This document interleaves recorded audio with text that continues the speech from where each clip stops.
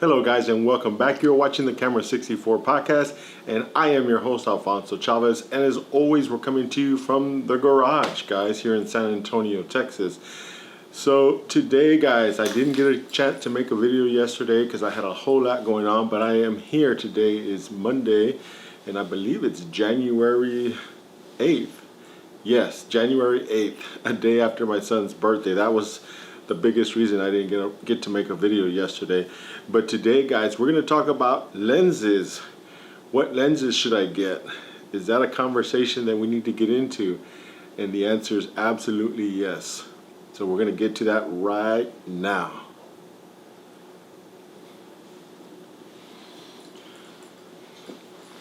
So thanks for joining us today for our video about lenses, guys. And I want to right off the bat get this out of the way. If you are enjoying any of my videos or have enjoyed any of my videos, if you could please give me a thumbs up. And also somewhere down here is a subscribe button. So if you'd like to come along on this little journey that I'm doing here in 2024, just hit that subscribe button and also hit a thumbs up. If you haven't liked any of my videos or you think they all just bite the big you know what, just go ahead and give me a thumbs down. I greatly appreciate it. And if you could know what the problem is, maybe I can fix it, okay? So let me know what the problem is, guys. But today, lenses. One of the things that most new photographers are always confused about, and trust me, I've been there, guys, is lens selection, right, guys? Like, I got a new camera. What lens do I need to get on it? And the question is kind of really open-ended. There's a lot of good answers, there's a lot of bad answers, and a lot of it is depending on what it is that you're shooting, right? Because a general all-around lens might work good for outside with the family, while if you're at church it might not be a good selection on its own, and there's a lot of reasons why. But let's go over some of the reasons why good lenses are important, okay? So every part of the camera has a certain job to do, guys. So in this particular case, your lens's job is to focus the outside, focus all this area, something like that. It's focusing all this area that's in front of it and projecting it onto the size of a sensor, which is about that size, more or less. You get the idea. So it's kind of like a window from the outside and then to what you're gonna actually see on the inside. Now, as you know, just like in a house, not all windows are created equally, right? You got big windows to let in a lot of light, and then you got small windows, you know, the ones that are in the bathroom, they're kind of way up high, so you can hardly see any light coming in. That it's the same thing, the same scenario. So when I talk about lenses, or actually when I talk about anything photography, I always try and put it in the sense or terms that the average person's gonna understand, because when I first started, I didn't understand any of it. I couldn't kind of put two and two together within my head as to how this works. So your lens is the window into your house, okay? Your house is the camera and your lens is that window. So depending on how big that entrance is to that window is going to vary how much light is actually getting into the house, right? It's the same thing. Now I got my big sliding door at the back of my house where it's got the two double panes that slide open and huge, right? I got this huge opening. So right there, if I stood right in front of that, it'd be a perfect place to take a picture, because I'm gonna have a whole bunch of light coming in, hitting me, versus if I was in my bathroom and I turn off all the lights in the bathroom, no other lights coming in, and I was just depending on that small little mirror, that small little window at the top.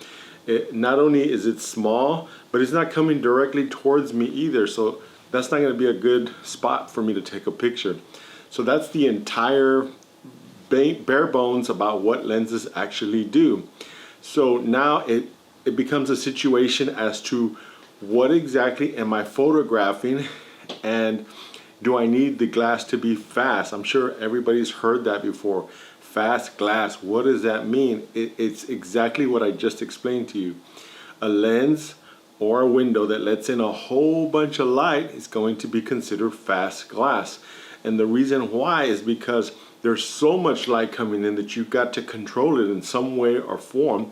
And that's where your other settings come in, such as your ISO and your shutter speed. Those are going to affect how much of that light is coming in. Now, if you're outdoors in the sun, you're not going to need really lenses that let in a whole bunch of light, right? It just kind of makes sense, right? You got a whole bunch of light coming in. So in those kinds of situations, you can get away with just about any piece of glass, to be quite honest. Anything will work. Even the little kit lens that comes with your camera, it's going to work fantastic. And that's the same reason that sometimes when new photographers get their new camera and they're out at the family picnic and they get these amazing, everybody says, oh, your pictures were so amazing. But it was not necessarily the camera or the lens in that particular situation. You just had a whole bunch of light, like this huge light that I have right in front of me right here. It's just so big that it just makes me look good, right? I mean, look at that. It just clears out all the pores, right? Makes me look good. It's the same situation. The sun is so bright, there's so much light all around you that the picture's gonna look amazing. Now, what's the opposite of that? The opposite of that would be, say, a haul, right? You went to your son's or daughter's quinceañera, right? Sorry about that, guys. So let's get back to the video. The smoke alarm went off because my son is making some steaks in there and he forgot to turn on the overhead fan. So he got a lot of smoke, and of course the fire alarms went off. But guys, like I was saying, back to my lenses. So you're in a dark situation now. So now you're at a wedding, quinceañera, or anything like that, and you're in a hall that has horrible lighting. Any hall that you ever go to, I don't care what kind of hall, it could be the most modern hall there is, they're just not gonna spend a whole bunch of money on lighting, period. They're just not gonna do it because in general, they all have bad lighting, right? So why are they gonna worry about it? So us as photographers now, that puts us in a kind of a situation, right? Because now we have this little bitty window at the top that we're trying to use to light this entire scene. It's just not gonna happen, okay? There's no sun outside, there's no light inside, so what do you do, right?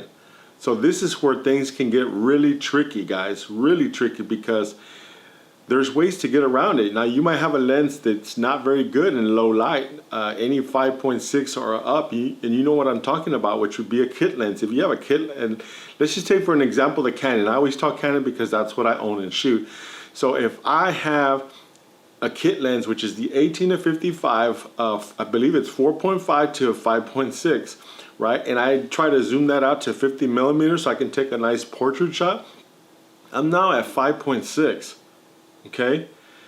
That is not, no bueno, no good. It's not good. You're gonna get a crappy picture no matter what, right? There's just no scenario. You cannot fix it, guys.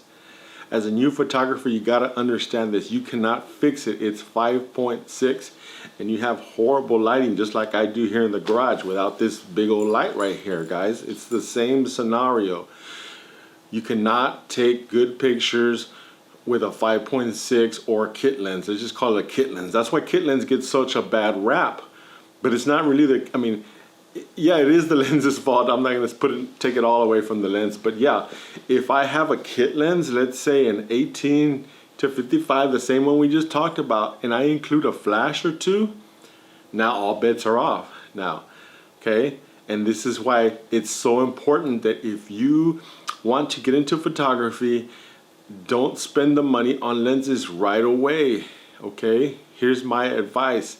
Now, lenses are great. You do want to invest in lenses for the long term. But if you're a new photographer, it's a lot cheaper to invest in 1 or 2 flashes, guys, because you can find a decent flash nowadays for about $100, $150. So 2 of those is gonna be $300 versus if you invest in a lens that is, let me show you one lens first.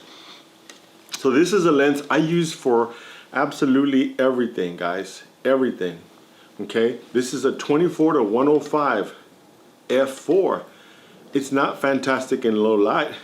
And as a matter of fact, new photographers will make the mistake and skip over this lens because it's not 2.8.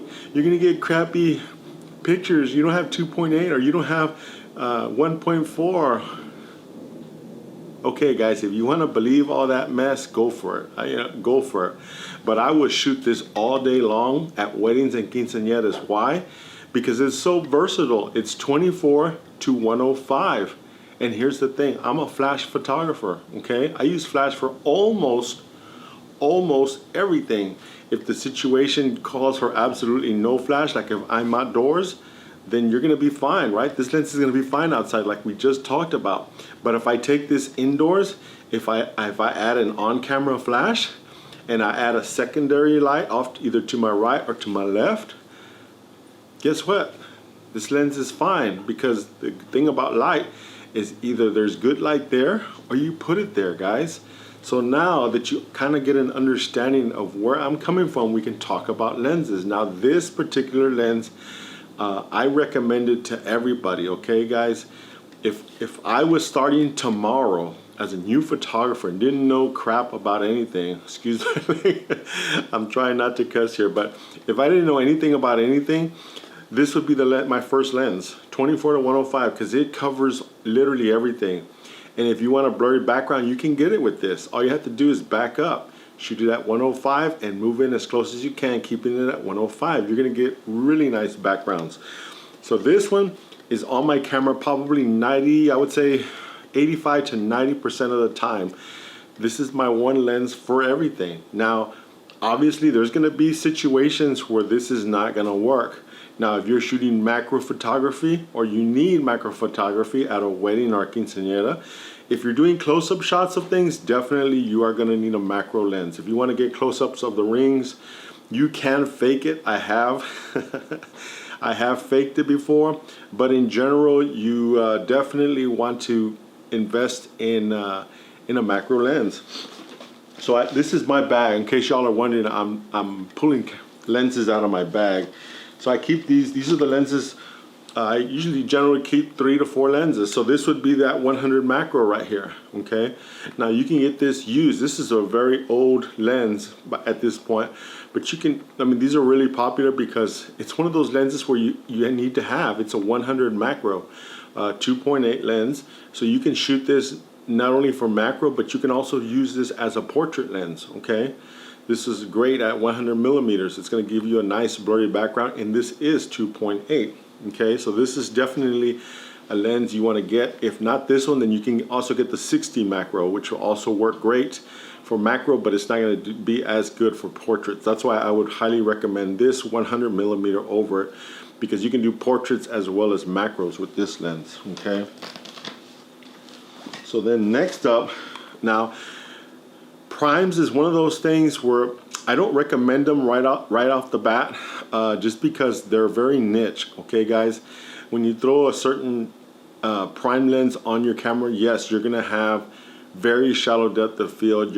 It's gonna be great in low light, but it's always at a risk now, okay? Once you get to that 1.4, 1.8, or even worse, 1.2, you're gonna miss focus on a lot of pictures, guys, okay? Even modern cameras like my R6 II will miss focus at 1.4. Not a lot, but it will miss. And if you shoot on an older body like I do, I prefer shooting my older bodies, this lens is going to miss. So I very rarely will shoot it at 1.4. But in a pinch, sometimes, I mean, it is super dark and you find yourself in that pinch, but it's very rare. I'll be quite honest with you, it's very rare. This is a 35 1.4. This is a Sigma art lens. Also, this is one of those lenses, if you have a DSLR, like a 5D Mark II, 5D 3, if you have any of the Rebel line too, because the 35 would actually be a 50. So 51.4 on a Rebel body is actually pretty good. I would highly recommend it for that. So a 1.4 I would keep in my bag. You can get this now used for like between $400 and $600. So this is a great deal as well. Definitely something that you want. And the other is the old, this is the EF85, and this is the 1.4. Now this is a portrait lens. If I would use this maybe when they're coming down the aisle, if you want to shoot this at f2. F1.8, again, you're going to run into the same situations. Because this is an 85 millimeter, it's going to be very difficult to get this in focus, especially when they're walking down the aisle or any kind of moving shot. This is going to be very difficult. You are going to miss a lot of shots if you shoot this at 1.8. So that's why in general, I keep this around f2 or 2.8 for the most part. That's where I shoot it. But this is 85mm is a great lens. You don't have to have it particular in the EF version. You can get it in the RF version, which will also be great too, and it's relatively inexpensive to get. So those are my 4 lenses, and then there's one other lens, and this one is a niche lens, guys. This is a lens that I would not recommend right off the bat because it's very expensive, and the use case for it is very rare, especially at weddings and quinceañeras. You're not gonna shoot this very often, but this is the 14 to 24 Sigma art lens. This I use a lot, especially if I'm in bathrooms at churches or even at people's homes, because everybody knows the bathroom is so tiny, right? And you're just like, you're in there and you're literally just squeezing in there. Any of these other lenses, no go. You're not gonna get a shot. It's just not enough room. So that's when I would bring this out and whip it up to 14 mil. And guess what? I'm good to go. That tiny bathroom is now gonna be enormous and cavernous. But you gotta be real careful with the lens like this, because you can see by the big bulb there that yeah, you're gonna get stretched out. If somebody's on the edge of the picture, they're gonna get stretched out. So you want to be real careful with this. The only other time too, also in some churches, I've been in churches that are super tiny as well, and sometimes they're completely across the entire altar, and I'm not able to back up far enough. That's the other situation where this lens would come in. Now, those situations are very unique, okay? You're very rarely gonna run into those situations. So this is a lens that I would not recommend right off the bat. So what would my lens list be today? Like I said, if I was starting today, guys, the 24 to 105 f4 would be an amazing lens for somebody that's on a budget. And keep in mind, that's what I'm talking about. I'm talking to even myself when I first started in 2006. I'm on a super tight budget, guys. I didn't have a lot of money to spend. So the 24 to 105, definitely got to get one of those. The 85 would probably be my second lens, okay? Because I want to be able to take some really nice portraits that have some really nice backgrounds that are dreamy and fall off really nicely. And probably my third lens, if I was going to recommend one, would probably be, if again we're on a budget, and again this is crop sensor. We're talking crop sensor because I'm going to assume that you're probably just starting out. Because that's where I started off, is in a Rebel camera, would be the 10 to 18, and that's going to allow you to have that super wide, and you're going to cover probably 98% of everything that you're going to do with those 3 lenses, guys. Those 3. If I was going to add one more, probably the 100 macro would be my other choice, just because getting those really tight shots of the rings are really important. They make you stand out when you post those. Those always get a lot of attention. People like to show off their new hardware, and I don't blame them. You know, they're spending $3,000 or $4,000, so why not, right? Show it off. So those would be my lens selections. Now, a lot of those lenses that I mentioned will work on either full frame or EFS lenses, which are the lenses for crop. So the only lens would be that 10 to 18. If you're on a crop sensor, you definitely want to get that. The other lenses will all work on that crop body. I'm going to assume that you have a crop body. If you have a full frame, they're all going to work except for the 10 to 18. In which case I would recommend a 14 to 18. The 14 to 24, but that would be down the line. You don't have to do it right away. I would definitely hold off on doing that. So those will be my lens selections, guys. Now I know I might receive a lot of criticism because, you know, we all look at photography different, guys. We all do, and I look at it as a financial decision, guys. So for me personally, it's a lot easier to pick up 2 flashes or maybe even 3 flashes, because guess what? Those 3 flashes are still gonna be half of what one of these is gonna cost, the 24 to 105. This 24 to 105 is just over $1,000. So if you're starting out, I would much rather have my crops. So I would much rather have my kit lens and 3 flashes than have this and no flashes, if that makes sense. So it's a choice, it's a trade-off, right? Just like in life, everything is a trade-off. Now, I would recommend this, absolutely, but I would also recommend 3 flashes, and we'll talk about flashes in the next episode. So I would definitely get this.